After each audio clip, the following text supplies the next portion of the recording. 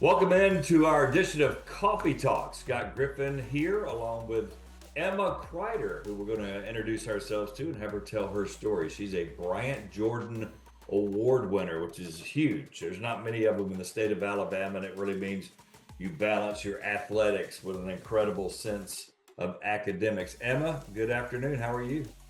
Hi, I'm good. I'm glad to be here. Thanks for Yeah, having we appreciate you joining with us. It's kind of interesting, your story. Let's start with the athletics first because you're a swimmer and there's just not many swimming teams in the Jefferson County school system. yeah, so I started swimming when I was 4 at Wow. the high school YMCA, and I went to Chalkville Elementary, and then I went to the IB Middle School, and then when I got to high school, my high school didn't have a swim team, and I was like, I want to go to the high school meets, so I contacted Dr. Evans at my school and Miss Bird, and I asked Miss Bird and Mr. Blankenship if they'd sponsor, and then we just kind of got a swim team rolling at Shades Valley, and I'm really hoping that it stays because this is my last year at Shades Valley. But yeah, it's been a great role with high school swimming. Yeah. So, what was the growing pains part of starting a swim team? Well, where are you gonna swim? Well, yeah, you got to have a place to swim. Yeah. Yeah, so all the people on the Shades Valley swim team, we swim for a club team also Hmm. outside of school. So we practice on our own and then we just come together for the swim meets, kind of like how Hoover and Vestavia does. And it's just like it's a really good community and I really like it. That's great. So tell us about how you've done the last few years swimming, how you've improved and different things. I've done pretty good. I've gone to the state meet 3 years now. I didn't go my sophomore year, but I've gone 3 years now. I'm a backstroker. I'm This year I committed to going to Eastern Illinois to swim in college, so I'm really excited about that. Yeah, that's fantastic. Absolutely. Get college paid for by swimming. So, did you place in the state or how did that work? Or is there I Southern regionals or how's it? I think I swam at the state meet. I swam in the A final for the 100 backstroke, and I got eighth. So I got Yeah. eighth overall. But pretty But good for a school that doesn't have a swim team, yes, you know. I was the only one from Shades Valley at the state meet. Yeah, I got you. Okay. So we could say you're the best swimmer in Jeffco's school system. Right? I mean, I, that's not lying. I guess. So what grabs you about swimming? Why swimming? um, I like being able to do things like by myself, and I don't know. I just kind of like not worrying about what other people are doing. Because like in other sports, you hear other people yelling and like go go go, but like Yeah. swimming, it's just you in the pool, and I like that. I love that actually.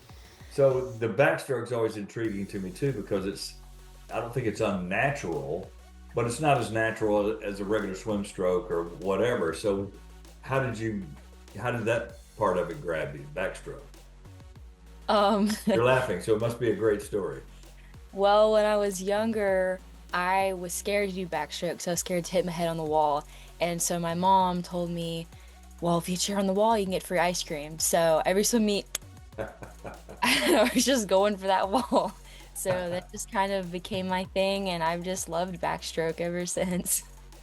And tell, kind of explain to people, because I know a little bit about swimming. When you're doing the backstroke, you've got to find something to stay aligned where you're not, you want to be obviously shortest point from A to B. Yeah, you kind of just when you're swimming outside, it's kind of hard, but like usually most of our swim meets are at the crossplex, and so I'll just like look back, and then whenever I see the flags, I'm just like, okay, there's like I know the wall is going to be in like 3 strokes, and I flip, and then I keep going. Yeah. So And the turns are key, right? Knowing that and not making that mistake. yeah, my turns aren't great, but I'm working on it. They're Yeah. getting So better. what did Eastern Illinois like about you? Tell us how that process went. So I emailed Coach Scott, is the coach at Eastern Illinois, and I emailed him in about July, and because it's always been my dream to swim for a D1 school. And I emailed him in July, and it was like October, and he finally responded, and I was so excited. And I was talking to him, and he kind of, in my email, I told him because my times are really old because I got in a car accident last year, Hmm. and it kind of messed up my season. And I told him that just so he was aware of the situation that I was in. And he told me that, like, that's kind of why he wanted me because I didn't quit and I kept swimming after my wreck and I didn't give up on my goal. And that's what he wanted because he's rebuilding the swim team kind of. And that's kind of what he wants in a rebuilded team. So I really liked that. And I'm really thankful that he gave me that opportunity. How badly were you injured, if you don't mind me asking? Or was it just? um, I messed my shoulder up pretty bad. I had a really bad concussion. I forgot everything from before December 2023. Wow. That was pretty hard. I had a really great support group. I'm really thankful for everyone that helped me through that. School was really hard after that, I and I bet. ended up leaving the IB program and going to Shades Valley, which was kind of, it was a little bit different because I didn't know that many people there, but everyone's made it a really good transition for me. So Can you remember now? Did you get some of your memory back?